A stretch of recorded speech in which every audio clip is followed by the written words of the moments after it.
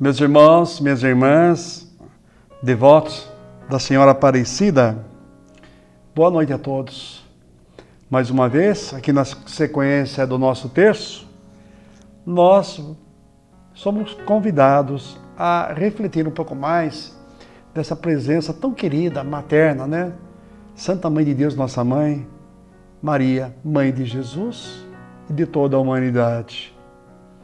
Semana especial para mim, para você, para todos nós, né? Para o Brasil, de modo a dizer, onde essa semana tivemos festas grandiosas, em louvor a Nossa Senhora de Nazaré, nossa região norte, onde nossa Basílica de Nossa Senhora Aparecida fez festas memoráveis em honra à Senhora Aparecida e de modo especial, claro, todas essas festas, elas culminando sempre com o culto eucarístico, numa expressão de que tudo que fazemos por Maria, por amor a Maria, converge sempre no amor, na nossa adoração, no nosso amor, vamos dizer assim, primordial por Jesus, seu Filho e nosso Senhor e Salvador. Meus irmãos, o culto mariano, que nós hoje, essa semana de modo especial, nós tivemos uma mostra, né, positiva. Eu estou dizendo aqui em regional, aqui na nossa Diocese de Sorocaba, através das nossas celebrações e procissões aqui em Votorantim, na nossa paróquia, Nossa Aparecida, e também nas outras paróquias onde nós comemoramos o dia 12 de outubro, nós vemos então que tudo isso é resultado de uma evolução da Mariologia. Mariologia é estudo, né, da figura, a presença de Maria entre nós. Desde a igreja primitiva até agora. Meus irmãos, Maria aparece poucas vezes nos escritos bíblicos do Novo Testamento. Parece algo contrastante, né? Mas ela aparece poucas vezes. E na maior parte das vezes, ela aparece em silêncio. Pouquíssimas palavras de Maria. Esses poucos fragmentos, vamos dizer assim,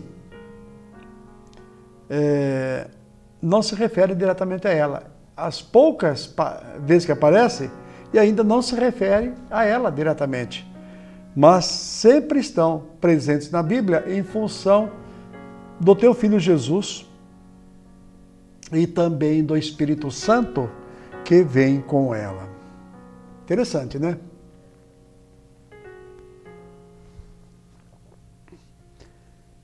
Esses poucos textos, eles estão distribuídos no Evangelho de Mateus, Mateus 1 e 2, no Evangelho de Marcos, de modo específico no capítulo 3, versículo 20 e 21, olha só, é pequenininho. E também nos versículos do mesmo capítulo 3, 31 e 35, e no capítulo 6, 1 a 4. No Evangelho de Lucas, que é o Evangelho mariano por excelência, aparece no capítulo 1 e no capítulo 2. No livro de Atos, ela aparece no capítulo 1, no versículo 14, só. No Evangelho de João, ela aparece no capítulo 19, versículos 25 a 27. E no Apocalipse, no capítulo 12, versículo 1. Entretanto, meus irmãos, como as 7 joias, entre aspas, que a adornam, essa referência bíblica exprime a importância de Maria. Essas referências que eu citei exprimem a importância de Maria e justificam para nós o imenso interesse da Igreja pela Mãe de Deus. Tampouco, e sobre isso, escreveu-se, meditou-se muito, e Maria é uma figura viva, presente no meio de nós. Os trechos onde aparecem assim, mais de modo acentuado, é em Lucas 1, 28, onde ela é chamada de a cheia de graça. Cheia de graça. No versículo 42, ela é a bendita entre todas as mulheres. No 43, é a mãe do meu Senhor. No 45, Lucas 1, ela é aquela que acreditou. No 48, é aquela que todas as gerações proclamarão bem-aventurada. No 49, ela é a mulher do qual o Onipotente fez grandes coisas. Tudo isso, então, refere-se ao hino do Magnífica, onde nós vemos ali a explosão de alegria de Maria e a reiteração dela, né, reconhecendo todas as graças de Deus, a reiteração dela em colocar-se a serviço do teu Filho Jesus. Aos poucas, meus irmãos, pouquíssimas, né, e profundas afirmações sobre Maria, que só tem no Novo Testamento, foram fruto da reflexão da igreja nascente na fé pascal. As poucas referências do Novo Testamento sobre Maria foram frutos da reflexão da igreja nascente na fé pascal. Fé pascal, meus irmãos, significa a compreensão, né, assistida pelo Espírito Santo, que após a ascensão de Jesus se derramou sobre os apóstolos e Marias reunidas no cenáculo, né? Que a devida assistência do Espírito Santo é aquela reflexão que depois, dada pelo Espírito Santo, aplicou-se às coisas que Jesus fazia e dizia, né? Então essa releitura das coisas de Jesus à luz do Espírito Santo, onde compreenderam que realmente, como disse o centurião no último gesto lá na cruz, este é verdadeiramente o Filho de Deus. Isso é a reflexão pascal. E dentro desses atos estavam as palavras de Maria, onde então a igreja vem fazendo pela compreensão da ressurreição, né? E da promessa garantia por Jesus, né? Que o nosso reino é com ele nos céus, ao qual Maria, nós cremos pela nossa fé, cremos pela nossa tradição, que Maria já foi elevada, né? Então, essas poucas palavras se tornaram imensos tratados e volumes e até hoje são fonte para nós de inspiração, fonte para nós de soerguimento, fonte para nós de reavaliação e enriquecimento de fé. Continuemos. O Evangelho de Marcos é o primeiro evangelho escrito. A comunidade para a qual o Evangelho de Marcos foi escrito ainda ignorava a grandeza de Maria. Apenas havia ela num sentido privado, né? É aquela que foi instrumento da encarnação. Reduzia sua função biológica e social. Não se falava de Maria, da maternidade, né? E do exercício, né? Exercício da chefia, da sua autoridade sobre o menino Jesus. Maria tem apenas um nome em Marcos. Ainda não tem um perfil definido e nem relevância teológica. Se eu falei que depois do evento Pentecostes as coisas foram se esclarecendo, como Marcos é o primeiro evangelho, né, foi logo depois desse acontecimento que escreveu sobre o Evangelho de Marcos. Então, não tinha reflexão ainda sobre Maria. A reflexão estava centrada em Jesus ainda, né, mas ainda não alcançava a dimensão do papel de Maria nesse contexto. Então, ela permanece escondida em seu clã, na sua família. como mãe do Filho de Deus por seus laços de sangue. Ela ficava assim. E olha que esse pensamento evangélico de Marcos hoje ainda persiste em alguns que ainda relutam em valorizar a figura de Maria como mãe de Deus e nossa mãe. Pois bem,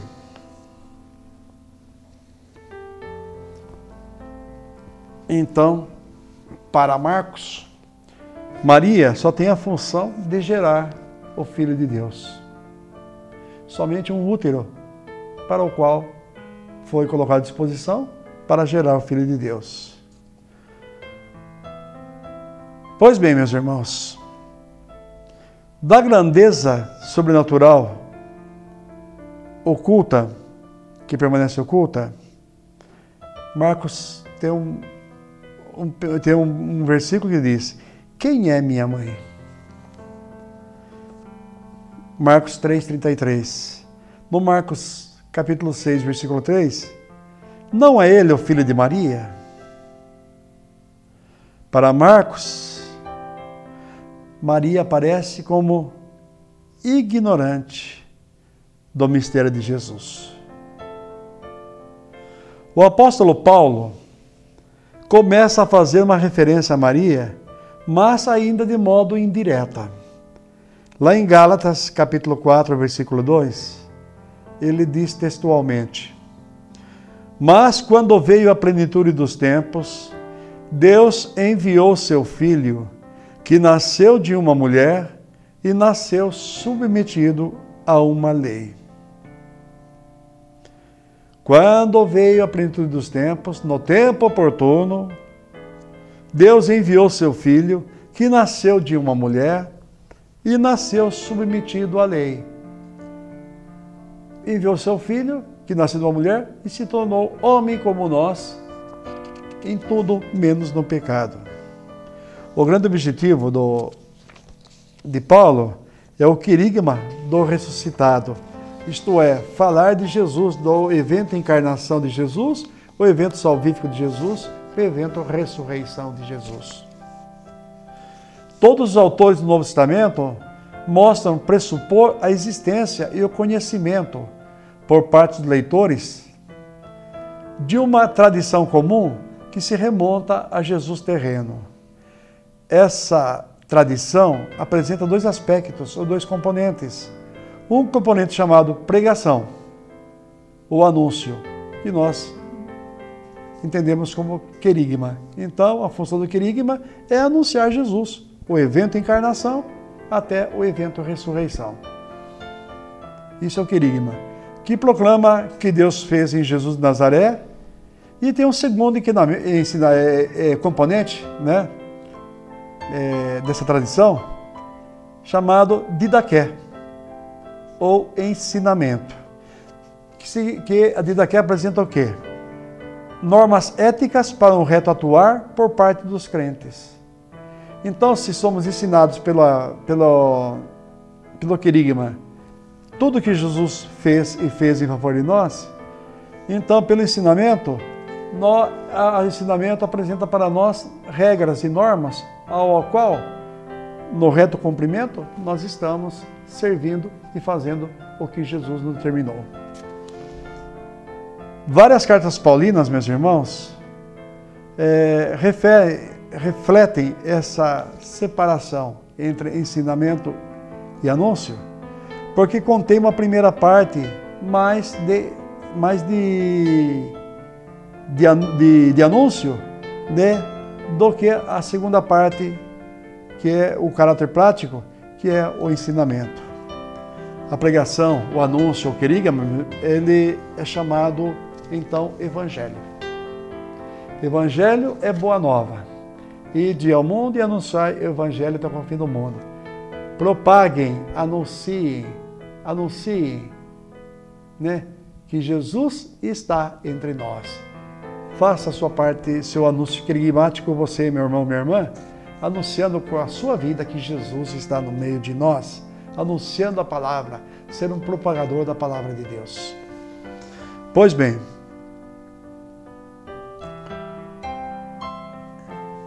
o ensinamento, ou didaqué, é chamado de lei ou mandamento de Cristo. E esse mandamento de Cristo e cumprimento da lei significa o que para nós? Exercício da caridade e da misericórdia. Se anunciamos Jesus, nós temos que sermos exemplo da prática de Jesus. Olhavam para Jesus e diziam: Ele diz e faz bem todas as coisas. Anúncio e prática. Pois bem, esse conjunto de coisas, né, dessa tradição, a primeira, o querigma, o evangelho, é que dá origem à igreja. A origem da igreja é uma igreja evangélica. Se anunciou justamente do anúncio, né, da presença de Jesus, da passagem de Jesus entre nós. A segunda, que é as leis, ou seja, a didaqué, o ensinamento, ela é a caridade. Ensinar é fazer para Jesus. Ensinar a caridade é praticar a caridade, é ser referência para o outro. Como dizem nossos padres, é fazer a diferença.